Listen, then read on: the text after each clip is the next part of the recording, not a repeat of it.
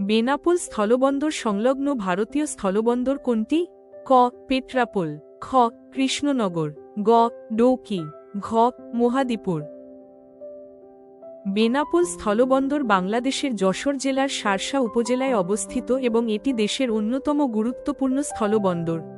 এর ঠিক বিপরীতে ভারতের পশ্চিমবঙ্গের উত্তর ২৪ পরগনা জেলায় অবস্থিত পেট্রাপোল স্থলবন্দর। বেনাপোল পেট্রাপোল সীমান্তপথ বাংলাদেশ ও ভারতের মধ্যে পণ্য আমদানি রপ্তানি এবং যাত্রী চলাচলের অন্যতম প্রধান স্থলপথ। দুই দেশের স্থলভিত্তিক বাণিজ্যের একটি উল্লেখযোগ্য অংশ এই পথ দিয়ে সম্পন্ন হয়। তাই বেনাপোল স্থলবন্দরের বিপরীতে ভারতের যে স্থলবন্দরটি অবস্থিত সেটি হল পেট্রাপোল। বাংলাদেশের বেনাপোল স্থলবন্দরের ঠিক বিপরীতে ভারতের পশ্চিমবঙ্গের পেট্রাপোল স্থলবন্দর অবস্থিত। এই দুটি বন্দর মিলে বাংলাদেশ ও ভারতের মধ্যে বাণিজ্যিক যোগাযোগের গুরুত্বপূর্ণ প্রবেশপথ হিসেবে কাজ করে। তাই সঠিক উত্তর হল ক. পেট্রাপোল। ট্রাই বাংলাদেশের কোন স্থলবন্দরটি ত্রিপুরার আগরতলার সাথে সংযুক্ত? ক. বেনাপোল, খ.